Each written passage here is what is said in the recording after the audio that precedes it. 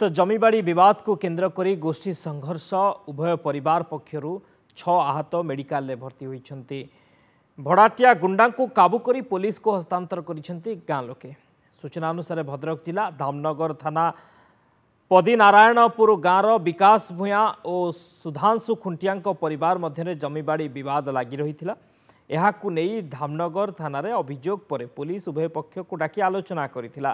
तेबे आज बाड़ उपड़ा को केन्द्र करी उभय परिवार मध्य बचसा होइथिला। परे किछि बाहर गाँवर गुंडा श्रेणीर लोक सुधांशु खुंटिया परिवार उपरे आक्रमण करथिले। उभय परिवार मध्य एभली गंडगोल होइथिला जे उभय पक्षरु 6 जन आहत होइथिले। ग्रामवासी उभय परिवार लोकों को बुझासुझा करने सह 2 जन गुंडा को काबू करथिले। खबर पाई धामनगर पुलिस 2 गुंडा को गिरफ्त करी तदंत करुछे। सेपटे आहत मानकु धामनगर डाक्तरखाना रे भर्ती करिबा परे गुरुतर को कटक मेडिकल को स्थानांतर करा जायछि। हम जो घर उतर दिन में देखिनु हमर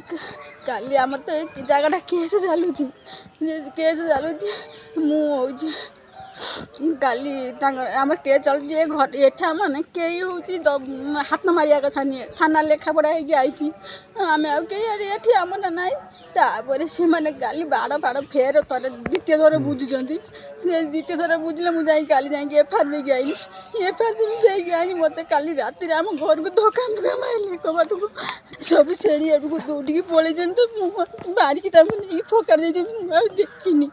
आम सब घर देखी तीन भाई कौन करते गाड़ी पूरा 10-15 जन लोक आसे बाड़ उपड़े स्टार्ट कले आम घर के पुलिस ना आम सानमा सान बो सानापा वयस्क लोक भौन थे आगे आगे पुलिस लोक आम साना जेहतु वयस्क लोक थे पचार कहीं बाड़ उपड़े से 2 भाई कौन कले ना 3 भाई भड़ास भड़ास बुढ़ा लोग पिटिले मुझे पछाड़ दौड़ी जाए अटके धरला मत गोटे पार पड़े मुझे गोटे पार कमल कर दौड़ी पड़े बड़ माँ मो सान माँ गले पचारे से बड़ा बाजी आगे जाए कहले कहीं बाड़ कर कौन बाड़ कर आम काली बुझी आज कहीं बाड़ कर पुलिस आसते बुझा हम कौन हो कहीं बाड़ गुड़ा उपाड़ दौच से आगे पिटिले पिटिला आम जाए लोक गुड़ा दौड़ी पलाऊे आम सब जाए भाई 3 जन आसिक आमको सब टना घुसरा करके आम हाथ